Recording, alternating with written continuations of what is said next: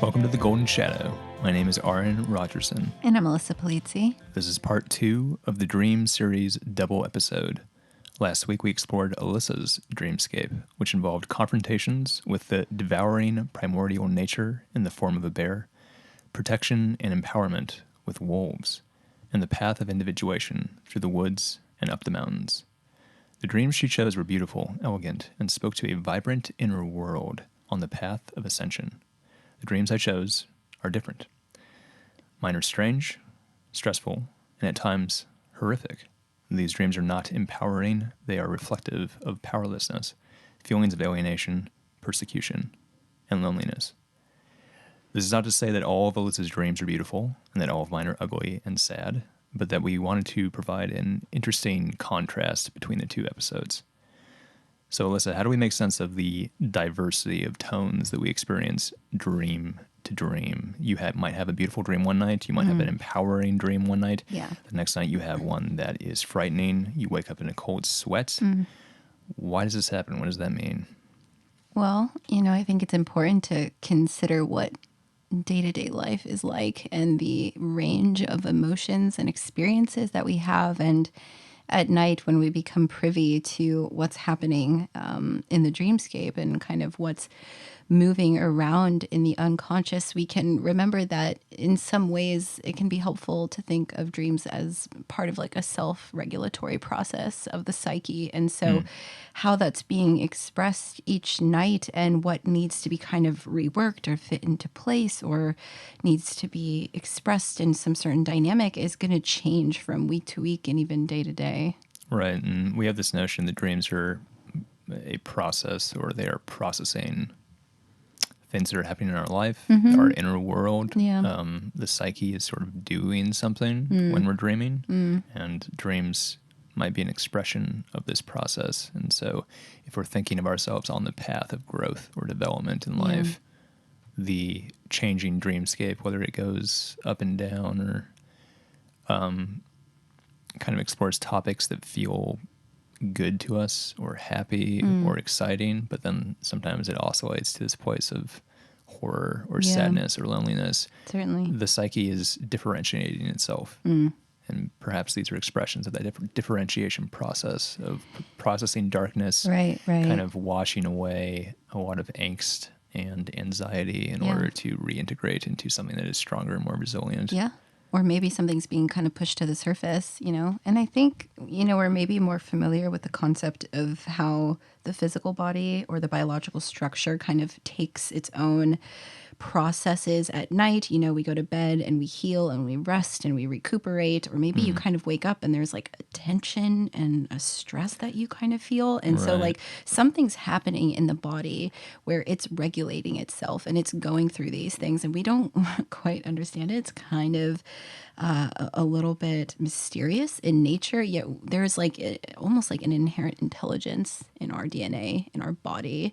And so when we tap into that idea, we can kind of apply it to the psychic realm as well, that the mind might also be moving through its own processes to kind of set you up to maybe feel a little bit stronger, or maybe it opens up some avenue of consciousness for you to tap into. And those dynamics are all playing out in dreams, which gives them all these different forms and flavors. Right. And it's interesting. So in your dreams, you have certain symbols, images, objects, and the wolves, for instance, were sort of the image we used for the episode, but it's a recurring object in your dreams, you might say. Yeah. And in my dreams, for instance, and we're not going to go over all of these today, but I often have knives in my dreams. Yes. There's a lot of dreams where I'm handling a knife, either to do something with an object, like cut it in half, or I cut off a vine, or carve something. Often I'm getting in fights with knives. And the question is, why might you have dreams with wolves, and why might I have dreams with knives? Not to say they represent the same thing, but what is it about the dreamscape? How do we make sense about the objects that regularly appear in our dreams for each individual? Yeah, it's, to me, like this very highly unique creative space that's based on who you are as a person. Like, what is the repository that your unconscious psyche is pulling from? It's made up of things that you've interacted with in your life, things that you're drawn to, things that repulse you, influences, what culture you're integrated into, what your family dynamics are like, what kind of archetypal structures maybe feel most important to you. All of that is at play with the certain images and symbols and themes and feeling tones that are being drawn into the dreamscape. So I dream of wolves because to me it represents this kind of, I don't know, this really pure kind of instinctual essence of my spirit. And that's something that's kind of developed over, I'd say, like the last 5 or 6 years for me. But if you dreamt of wolves, you probably wouldn't get the same feel. The symbol doesn't hit you in the same way. So instead, you have something like the knife, which to you is an object of power or an extension of who you are. And when it comes up in dreams, it's an aid of some kind. So in some ways, it's whatever is being chosen, the symbols, the images that are being chosen are meant to speak to you. Right. So there's a nature nurture aspect of dreams, let's say. So if we think about archetypes, right, there's kind of a built-in structure of our psychology. Yeah. And so there might be universal symbols. Like we all have mothers. Yes. Even if your mother was not present in your life, you still have some sort of structure in you of a mother figure. And that's an archetype, let's say. Yeah. It speaks to something that's a little deeper and more meta that we can't necessarily put our finger on. It's like, Right. what is this actually? Right. But there's Primordial, expressions, yeah. right? There's expressions of motherliness in dreams that might take the form of your literal mother appearing in Yeah. your dream, or it might take the form of nature, or it might take the form of like the fairy godmother or something. regular mother, or Yeah. there might be a giant white wolf in your dream that takes Yeah, care of you, right, like out of like Princess Mononoke or something Yeah, like yeah, that. It's yeah. like that's the mother in your dream. Right. And so a lot of these objects are just different expressions of the same archetype Right, almost. right. And so I think a good example of this is like in our fiction, we have this notion of this meta story, which is like the hero's journey. Right. The monomyth. Right. And that seems to be built into the structure of our psychology. It's Yeah. universal, but it expresses itself in these very specific ways that vary. And you might have Luke with the lightsaber, and the lightsaber is an expression of this archetype of power Yeah. or the tool. And then you have Harry Potter, and he has a wand. And it's like, don't look at the wand as being too different from the lightsaber. Yeah. It's like they're kind of the same expression. They're different expressions of the same archetype. Yeah. And so Yeah. it's important for us to actually approach our dreams this way too, is that the objects of our dreams, they could represent literal things in our lives. Sure. Like maybe your mother's in your dream and it actually does represent your literal mother. But it's important that we understand that a lot of these objects, these symbols, these images that appear in our dreams are unique to us because of our experiences. Yes. If I got bit by a husky when I was little and that terrified me, Yeah. a wolf might appear in my dream and it's different than the wolf in your dream. right. And we shouldn't think like, well, the wolves are the same. Obviously, Yeah, it's like, yeah. no, my nurture is different than your nurture. Yeah. And that's what makes the dreamscape so interesting and so unique to each individual. Yeah, it's also why it makes it necessary for you to be involved in this process and really kind of querying into your own being of what does this represent for me? What feelings are constellated when I see the image of a flower or a knife or a dog? Because that's going to vary between each person. It's why you don't have simplistic dream interpretation, because it's a part of you. It's an extension of you, and you can find kind of inherent archetypal structures that might be present in the dream. Like maybe I'm walking a hero's journey in mine and you're walking a hero's journey in yours, but the way that it's imaged is so different that we might not recognize it as the same thing until we actually start to really dive into what those symbols mean to us. All right, so these 3 dreams that we're about to go over are dreams that I had this year over the course of 4 months, 3 months more or less. And as we'll see, I have a unique dreamscape that is different than Alyssa's. And I have different objects and symbols in my dreams that are recurring. And you can kind of get a feel for my experience, my perception, my worldview, my story, in some sense, from this dreamscape, and see how it might change from dream to dream and what that might represent.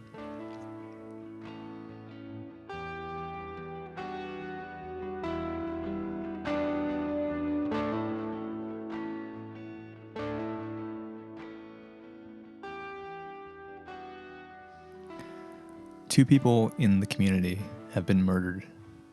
I'm suspicious that I might have done it. Friends ask me about it, and I lie. I pretend I don't know anything. The police release a statement that I am the one responsible, and I go on the run. I travel around in a mobile home, hiding from the law. I find a nice ranch out in the middle of nowhere, someplace beautiful to hide, but I know that they will find me. I go to Panda Express, where I trick a man into playing rock, paper, scissors with me so that I can slap handcuffs on him. He's the one responsible for the murders. Why did you laugh at Panda Express, Arran? There's a change in there's a change in tone, I think, immediately when I say that. I know, it can't be helped. It's like really serious. It's like heavy action dream. thriller movie, and it's like he's on the run, and then he goes to Panda Express.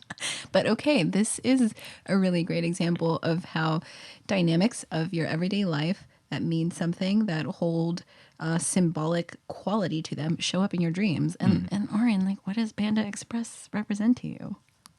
That's what we're going to explore. Yeah. So Panda Express, by the way, is not a recurring symbol in my dreams, but perhaps food or a place of refueling or a place of getting supplies. Yeah.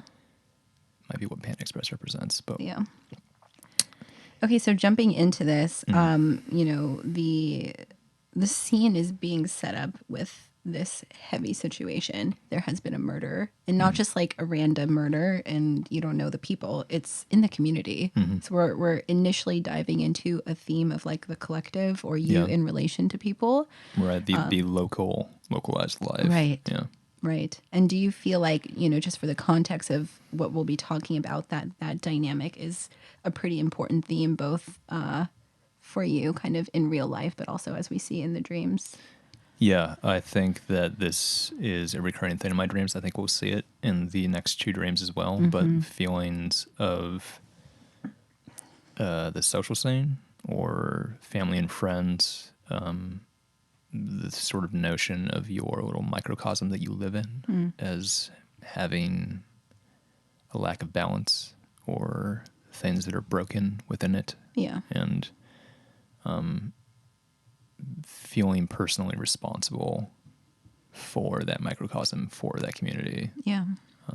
And I think that speaks to real life, but in the dreams also, there's these things that are like, they're very personal. They're happening outside of me. 2 people get murdered, but it's very personal to me. Right. I find it interesting that in the dream, you're not sure if you have actually committed this act. Right. And, you know, I think that feeling of uncertainty, that tension is probably being brought over from the conscious attitude and is now being explored in the dreamscape. And if we think about this symbolically and not like you really have like murderous intentions for people that you know in your life, but more of this, but actually, you know, often death, murder, suicide, speaking to that generalized theme archetypally is about change and transformation. And you just think about the scale of like, how is that death occurring? When it's murder, it's like I'm taking control of a situation, or maybe like something is kind of violently changing or violently transforming. And so there might be a tension with you that's kind of beginning in this dream series of who you are in relation to the community. Maybe there a desire for things to kind of be shook up in some way. And then there's this feeling of kind of being at fault for that happening. Right. So there's, again, taking on responsibility. I feel like what happens outside of me is my responsibility, even if I haven't done anything. There's sort of this notion of the community. It's like it's up to me to make sure that this works correctly, that people are getting what they need. Friends ask me about the murders, and I lie about it, and I pretend I don't know anything. And in the dream, you know, dreams are like this. It doesn't really make much sense. It's like, well, do you know something? And in the dream, it's like, no, I actually don't know anything. I just sort of think that I'm the one who did it for some reason. There's just a sinking suspicion that I am guilty. Right. I'm at fault. Yeah. I am bad, or I've done something wrong, and I can't explain it. Right. But it's reinforced in the dream. You know, the next scene takes you to the police release a statement, and I am the one responsible, and you go on the run. Right. Like, oh, it turns out I guess I did it, and having to lie about it is very alienating. And this is true in real life, is if you find yourself in a situation where you are lying to someone, Yeah. that's really alienating. And that's why when someone finds out you've lied to them, a huge gap opens up between the two of you of like, I can't trust you. And our relationship is now really like not as close as it used to be because there's this lack of trust. So the feeling of having people that you are close with or friends with, and now you are lying to them, that's sort of dabbling with this feeling of like alienation from people. And then when you have to go on the run, it's like, well, the community's gone. Yeah. I'm gone. I had to leave. Yeah. And these people who were my friends are no longer my friends. They think I'm a murderer. And guess what? I am a murderer. So Allegedly. But in the dream, there's that feeling of like realization of like, oh crap, Yeah. I am what I feared I was. I am guilty. I don't belong in the community. I have to leave. And do you feel like that is a reflection of your conscious attitude, something that you do struggle with? Yeah, I think that's always been true. And I think this plays into a lot of the shadow contents ever since, I've been little, is like feelings of strong sensibilities of morality. And I think this kind of ties into the conscientiousness, something that we talked about with the big 5 traits. But being a highly conscientious person, there's this perception of right and wrong that's very strong, of like duty, like I have a responsibility, I need to take care of business, it's up to me, and strong self-punishment, self-judgment when those things fail. Right. And so I think that can lead to a sort of pathological sinking suspicion that you are bad or irresponsible or you have failed as a human being. And I think that's at play in a lot of my dreams often. So you've been accused, you go on the run, and then we move into this new scene. You're traveling around, hiding from the law, and you find a really nice ranch out in the middle of nowhere, someplace beautiful to hide. Right. What do you think that kind of represents for you, this kind of beautiful place in nature? Right. There's a mixture of things going on here, but the leaving home, being forced to leave in some way, and arriving at some place, it's like, this is actually an improvement. Maybe like this is more beautiful than where I lived before. There's peace here. It's the middle of nowhere. I'll be safe here. Yeah. I think that speaks to similar feelings of, feeling an instability or feeling an alienation with the place that I'm in. And that isn't always, when we say like where we are, where home is for us, that's, not necessarily a material thing as much as it's sort of like a phenomenological thing of the perception of where I reside. And that might be where you reside in relationships. It might be where you reside in your vocation. It might be where you reside geographically as well.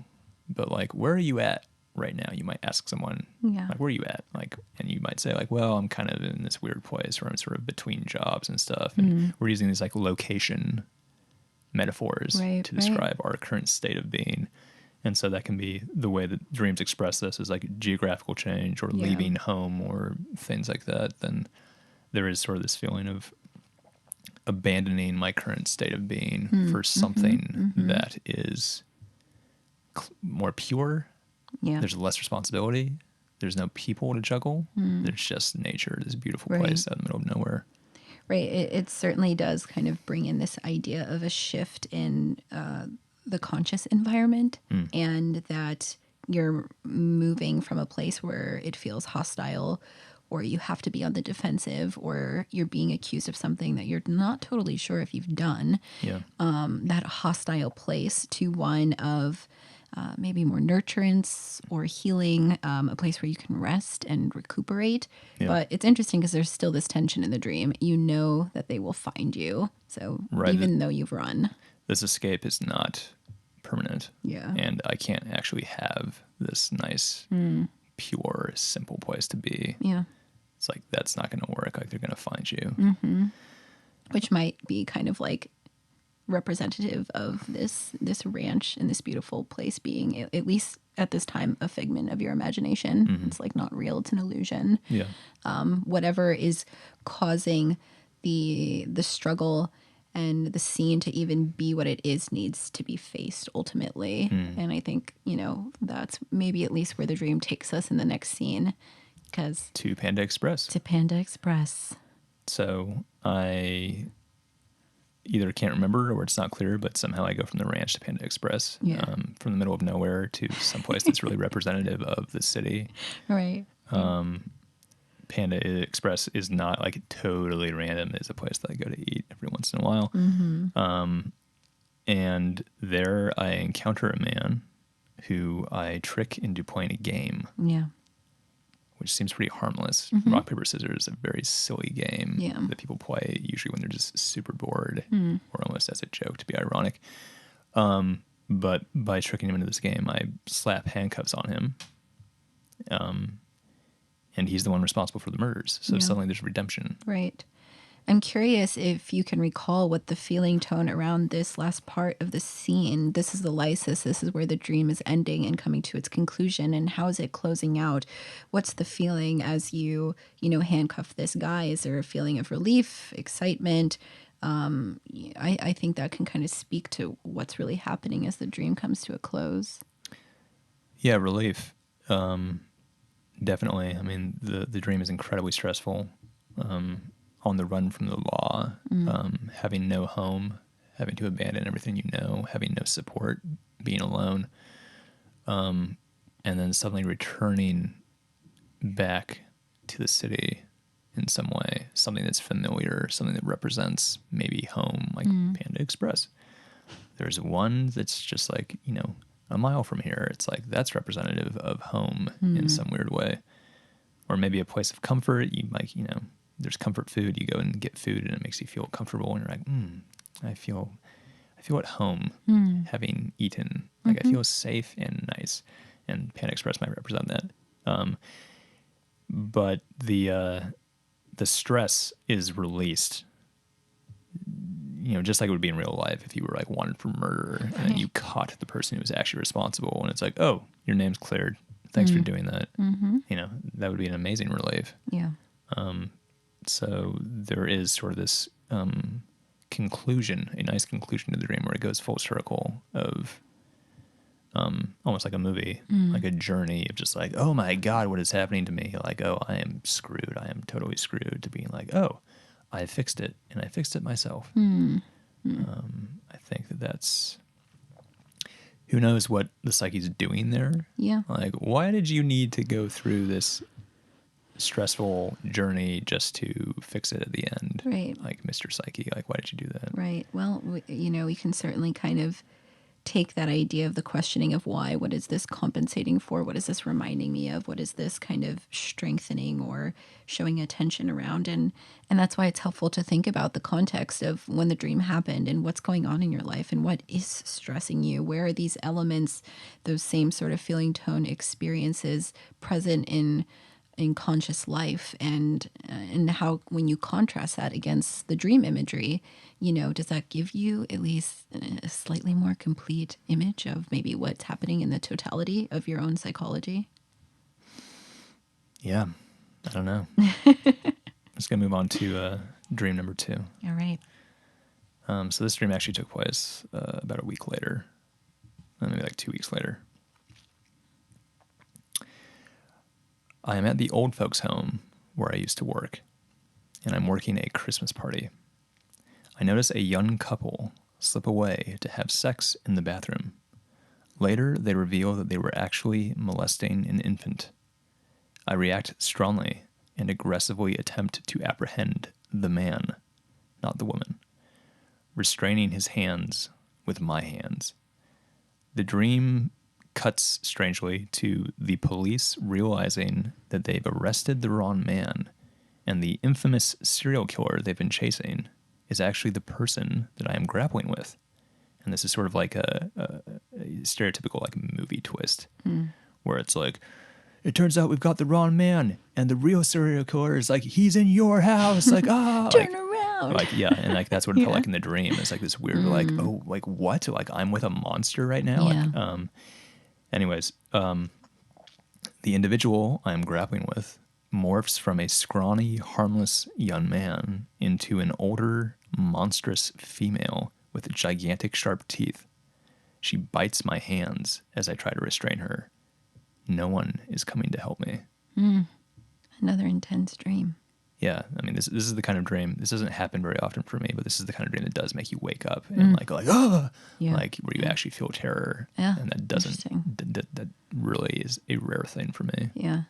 Yes, your dreams are very cinematic in a very like classic like Hollywood sense, I would say. There are a lot of elements of movies, I feel like, in my dreams, which I think does really express kind of where you often come to when you're talking about like even like archetypal representations. Like, what do we say? Like, you've got like the modern myth down, you know, Arran's got all of that in that repository of his associations. And so his dreams often have these pretty like classic cinematic tropes happening that it's like the camera turns and then you see it was the serial killer. My dreams are pretty tropey, I guess.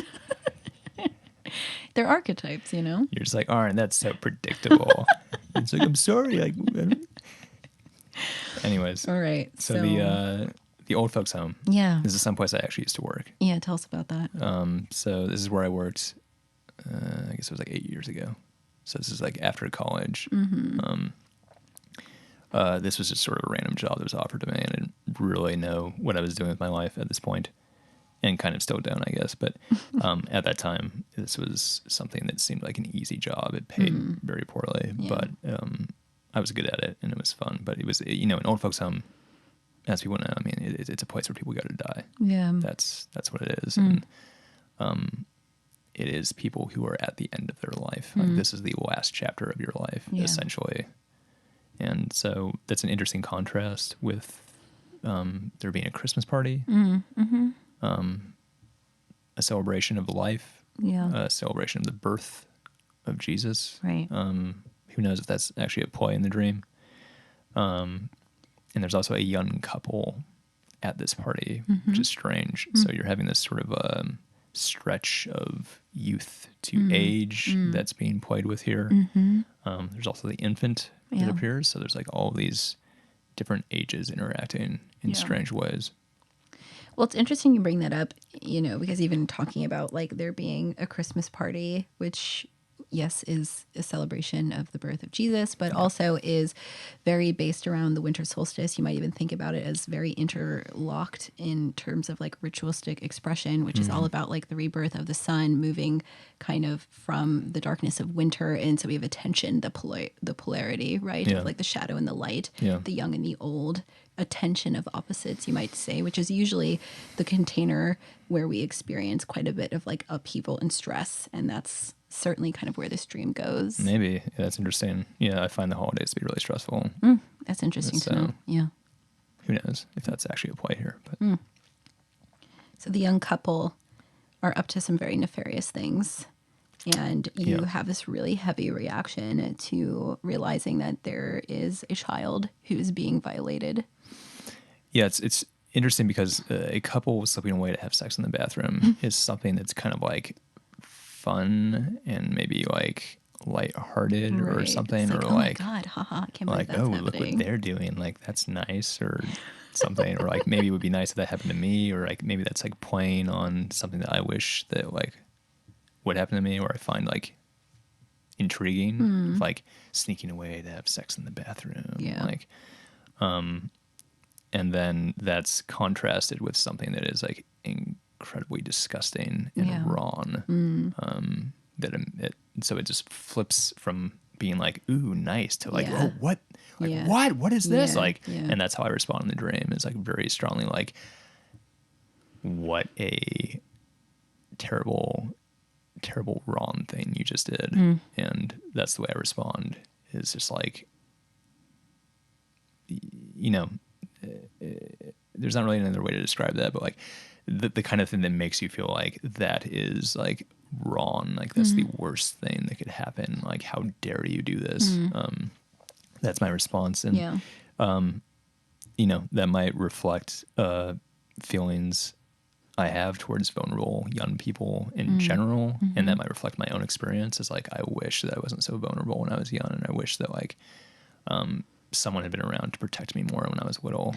Right. And that's not to say that I was molested as a child. That's not what I'm putting forward here. It's more that like that I felt weak as a child. I felt scared as a child, and I felt like I didn't have enough support or protection around me, and that might make me feel more sensitive to the idea of like wanting to make sure that children are protected and safe. And this triggers something inside me that's really like not okay. Yeah. Yeah. It's important to keep in mind, you know, when you wake up from these really intense dreams where you're experiencing something that seems really horrific or even kind of just like fantastical in nature. It's like dreams, you know, are utilizing kind of this narrative sort of symbolic concept to kind of really charge up the dynamics that are at play here. And like what really grabs your attention is something that is very dramatic and thematic and cinematic. And so like, you know, this might be a tapping into, you know, Arran's kind of inner child wounding and having that reaction. We recognize that like the child complex is being constellated, like the wounded child, that there's a lot of kind of energy around that, and it's being imaged in the dream, of course, in this way, but it's symbolic. So we can just understand that knowing that in the dream some child is being hurt in some way, and that dream ego Arran is having that reaction. It's something about that needs to be kind of unpacked or understood, because it leads to all these other dynamics in the dream, which is kind of like this grappling and fight with like this monstrous dynamic that's really causing a lot of pain to you.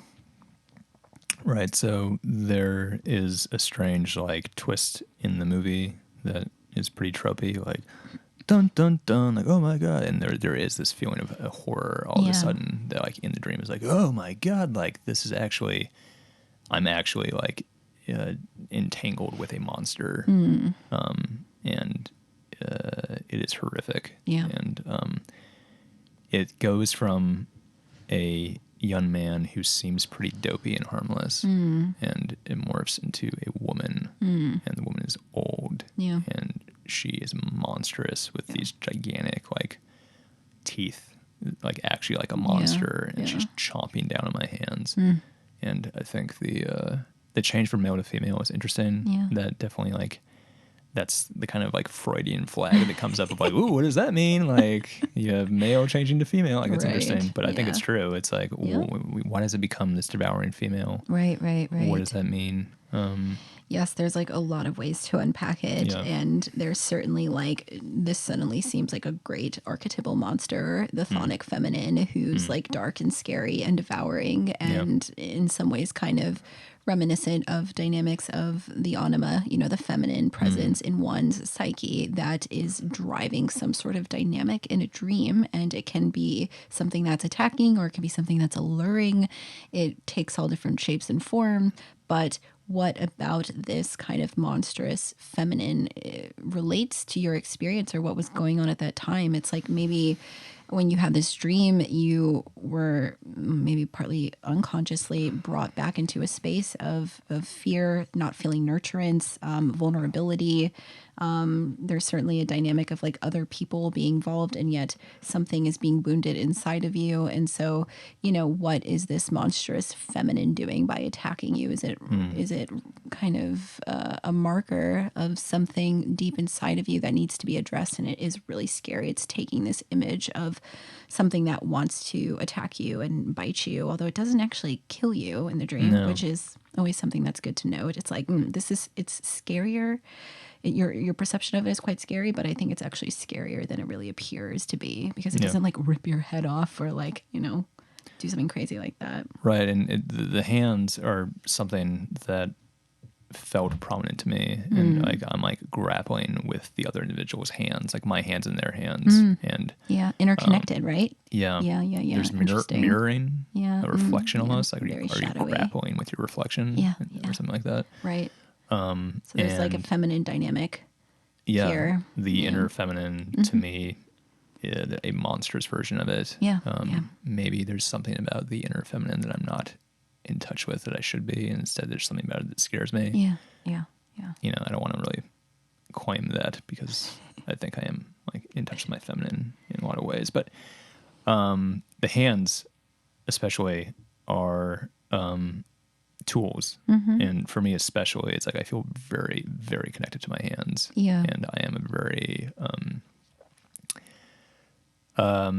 trained, conditioned user of hands. I mean, everyone is obviously, but like, you know, I'm a serious guitar player. I'm a serious musician. Yeah.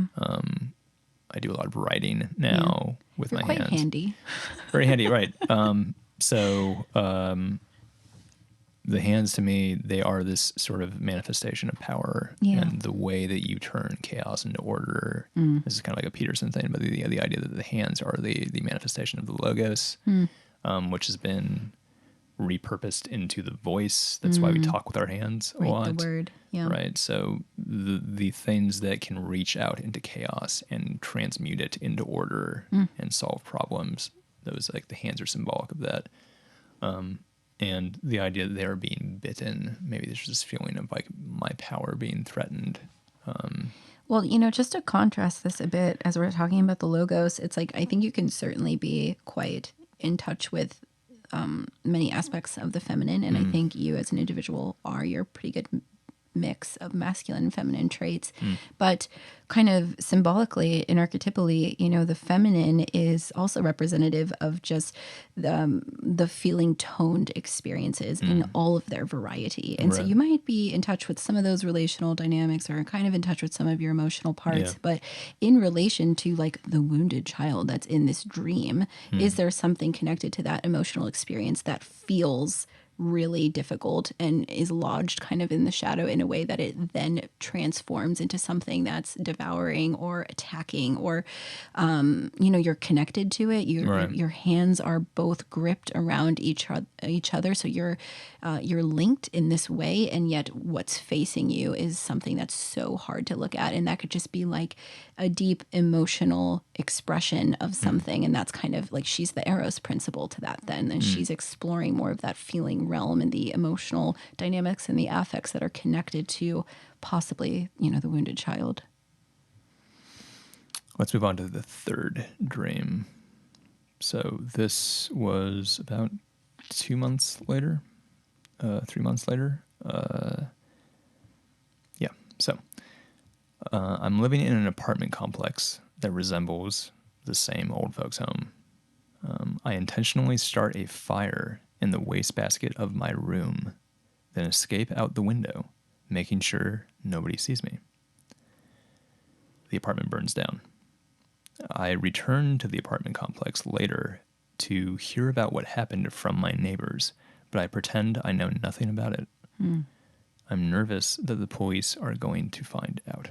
All right, so we're seeing the old folks' home back again. Yeah.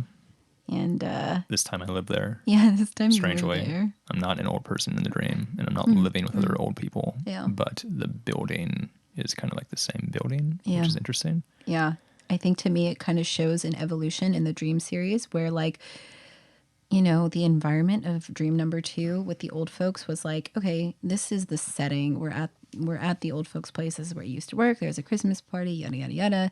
But having another dream and having those interconnected might start to speak to more subtle interpretations of what the old folks' home is for you, and that it's kind of turned into a place of living. And, you know, kind of just generally speaking, when we dream of kind of homes or apartments or things that feel like kind of where we nest, it kind of does speak to kind of conscious dynamics, aspects of the psyche, kind of where we are at home in ourself, and what is the status of that, and what's our relationship to it at this current time.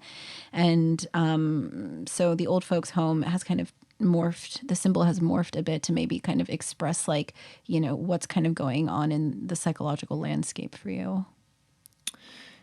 Yeah. I don't know. I'm not sure what to make of living in the old folks' home, and it's hard to know what the old folks' home represents to me. It's appearing in my dreams multiple times, and there might be a place of emptiness associated with it, a place where people go to die, a place where I had to go work, but didn't feel very alive to me as much as it felt sort of like, I mean, it's depressing. Right. I mean, I think most people probably have not spent much time in an old folks' home. Yeah. And honestly, you can go volunteer And I think it's a good exercise to really confront the end of life and to also really confront like what's happening to people in our society as they age. Yeah. Where do they go? Yeah. It's like they basically just go into this prison. I mean, and that's kind of harsh, but like that's sort of what it's like. It's like we kind of just lock them up. It's interesting for you to bring that up because it maybe speaks to at least a version of a current experience. You know, when you had this dream in August of like the kind of stresses of a current environment, you know, internal and external, that might feel stagnant, stuck, like life isn't flowing here, and like you want to burn it down. Right, that's interesting. The COVID situation. I mean, Yeah, it's important to understand like the real life things that are going on this time. Yes. There is just universally for people around the world, but you know, people who live in the U.S. like us, you know, there is sort of this shelter in place, the lockdown thing that's going on, and there's the possibility of recession. There's the election coming up. There's some civil unrest that's been taking place. So there's a lot of things that are stressful, and you know, we are locked up, and there is a feeling of emptiness, or sort of like the place where I am doesn't feel very alive. Right. Yeah, it's disconnected. And so it's possible that the old folks home that's a link to that energy that the psyche is playing with. But yeah, I start a fire in my apartment and I burn it down and I jump out the window and run away. And the feelings associated with that are interesting because I feel good about it. Yeah. And I feel good about getting away with it is kind of like, Is there a type of liberation that's come from burning it down? yeah, definitely. I mean, I think the feeling is that the apartment is a burden. Interesting. And I've burned it down, so no more burden. Right. I'm free. And there's you know, again, it's a dream. It doesn't make any sense. But the idea of like, well, now that my house is burned down, I'm free. It's like, no, you're not. You're homeless. And like, what about all the stuff you burnt inside your house? Like, everything you own is gone now. And it's like, that's better. It's like, no, it's not. But like in the dream, it's just symbolic. Right. Of like, wouldn't it be nice if I could just clean up this mess, cleanse it by fire, just burn all these things that are broken around me, all these things that are not working properly. This confusing, disgusting mess of like looking at the state of the world in many ways and just being like, what is going on? Like, I don't know how to fix any of this. Yeah. The psyche is like, yeah, well, why don't you just like burn it all down? That'll solve your problem, right? That's a quick fix. You just blow it up. And so I think those feelings are present in the dream. Yeah. You also start to kind of tap back into some of these other themes that we've seen in your series. You're interacting with people and you're lying again, pretending you don't know anything about it. I'm in trouble with the law. Well, and so it's explicit in this dream, but there is that worry of like, I broke the law and I'm in trouble now and the police might come to get me. But yeah, talking to people I know, my neighbors, possibly my friends, and lying about something, keeping something very secret from them. That's incredibly alienating. Yeah. There's distance there. Right. But there's a tension in you. Something really wants to be broken. Something wants to be kind of cleansed in this way. And when we make these big changes, when we're in the process of evolution and transformation, it inherently affects those who are around us, those that we are in relationship to, just by virtue of you changing, your relationship to them evolves as well. And that's not always easy, or people don't quite understand it, or it might take you closer to some or further away from others. Yeah. And there's sometimes maybe a desire to protect those, you know, you kind of want to like lie about what's going on. Yeah. So, you know, that's kind of something to consider just in relation to what we're seeing here is like, what is the tension of change and transformation? Because we've seen a lot of death in the last dreams. And like I said, that to me really speaks to like evolution of consciousness. Yeah. Change, wanting to make changes in my life, wanting to grow, trying to become someone better. Yeah. And feeling restricted from that in some way. And I think the imagery of leaving home or burning home or running away from home, whether it's forced because I'm on the run from the police, or I just burned it down myself, wanting to break free of burdens and restrictions in order to become someone new. And the feelings of judgment that come with that. Like, perhaps in the first dream, there's the murders, and I want to change, but I can't do it. I can't run without getting in trouble. Yeah. I can't grow without breaking the bonds I have with the people around me, with the community.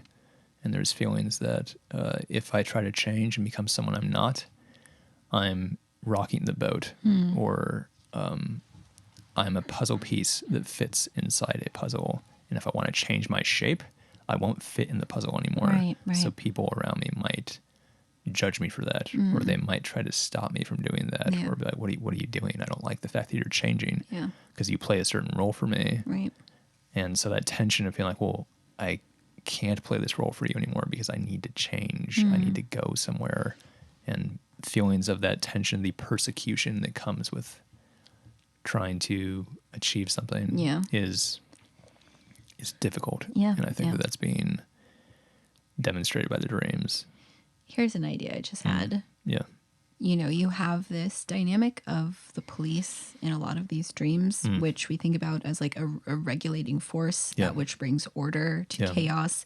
And if we think about it very subjectively, as in these are pieces of yourself, is there some sort of higher regulating force that's trying to keep maybe a slightly more immature or impulsive nature in line? And that's maybe a tension. Like if the police is a part of yourself, which might be like, the internal kind of commissioner who is trying to like, be aware of that almost like tendency towards a criminality or a tendency towards like an explosive thing. Interesting. I don't know. I just had that thought. No, that's good. I like that because there's the communal aspect of like, oh, you're wanted for murder. Yeah. Suddenly you're a pariah from the community. Right. So there's that. It's like the perception of social judgment. Sure. But the police, you're just like, it's a part of me, let's say. And it's like that's self-judgment.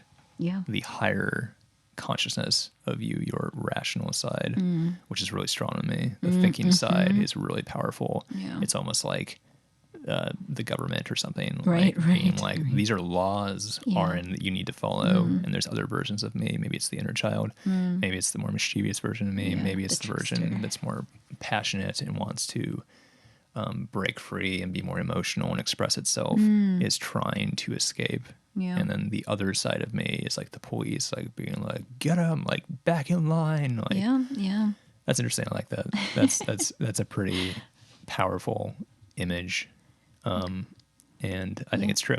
Yeah, and I think all of these things can be true. It's something to kind of keep in mind as you work with your own internal symbols is the symbols by their nature are malleable, and they take different forms and have different dimensions. And so even within sort of like a single dream or between one dream to the next, they might hold a sort of different dynamic to them, a different tone. And the police can both be your own sort of inner judge, but it can also be like a societal thing. And both of those things are true. And that's kind of the process of allowing the dreams to unfold and kind of learning your unconscious dreamscape is like you start to find kind of the definitions of what all of these mean to you.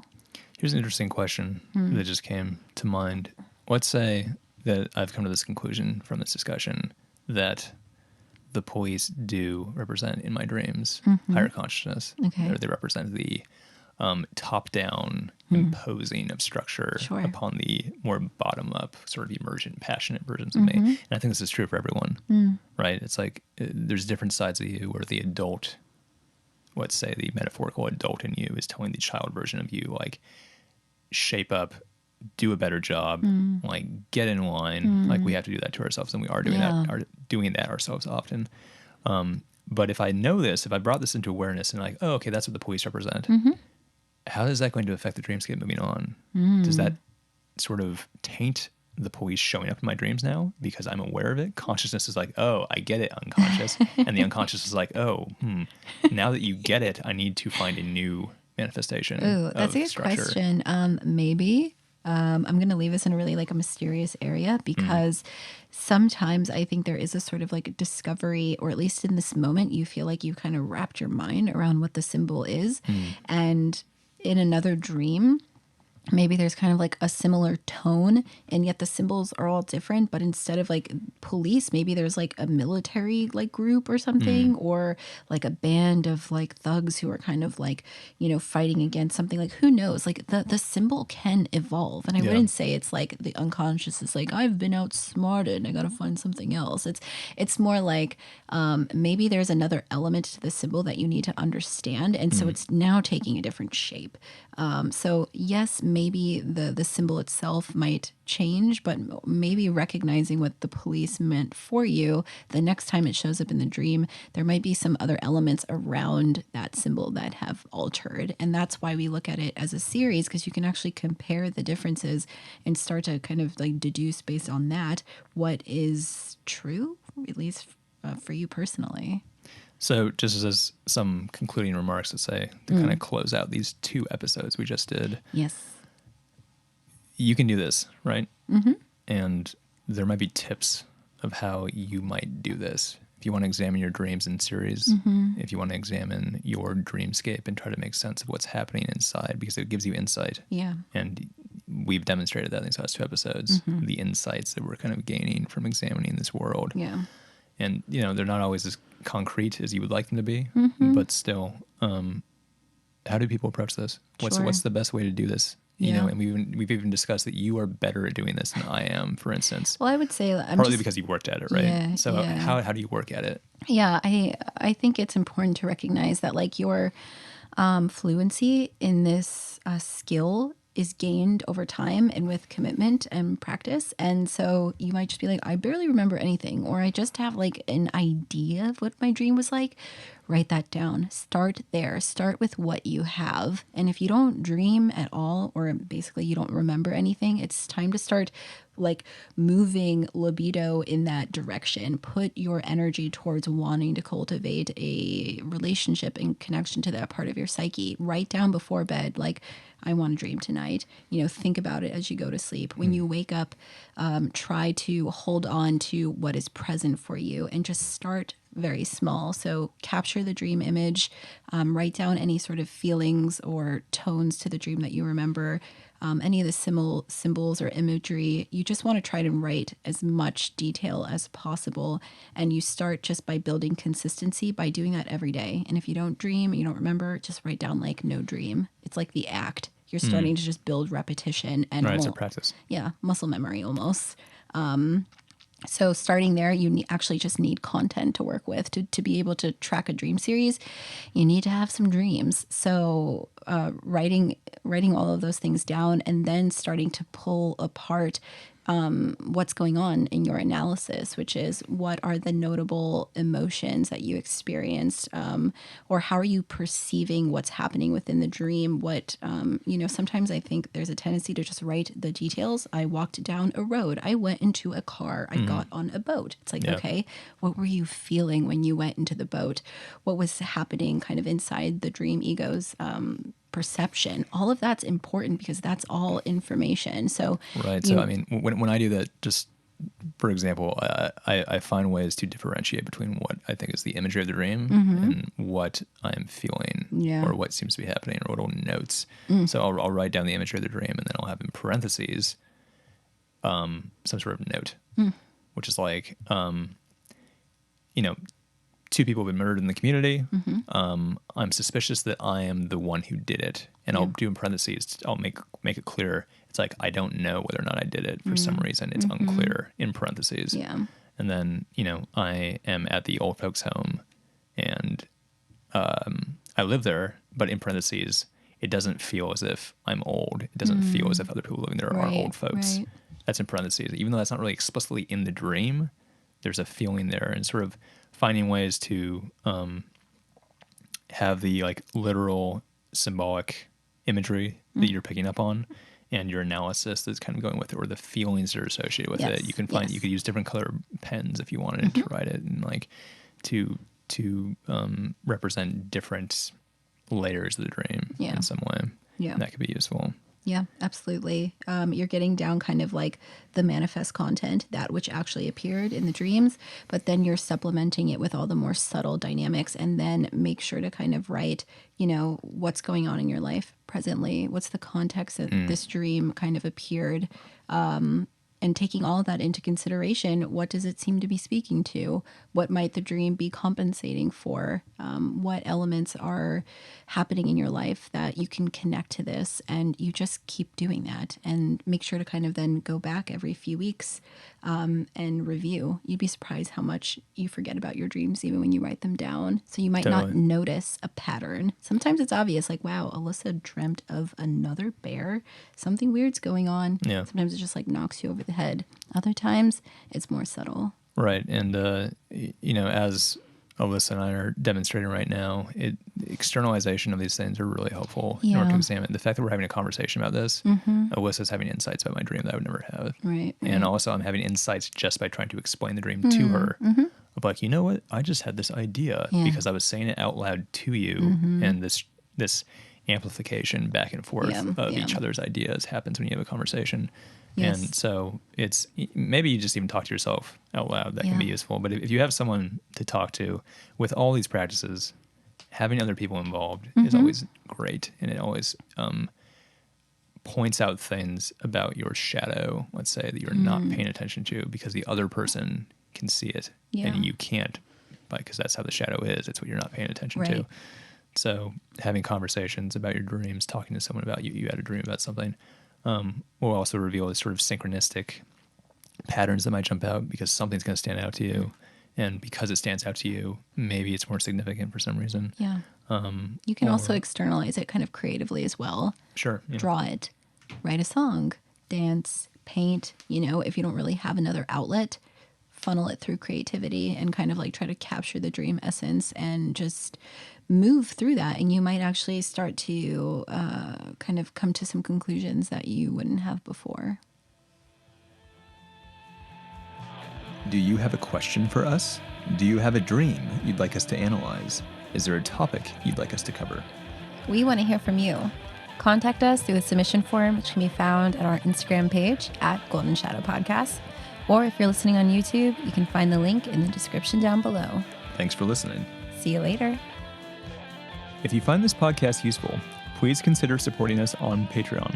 Go to patreon.com/Golden Shadow Podcast. Thank you.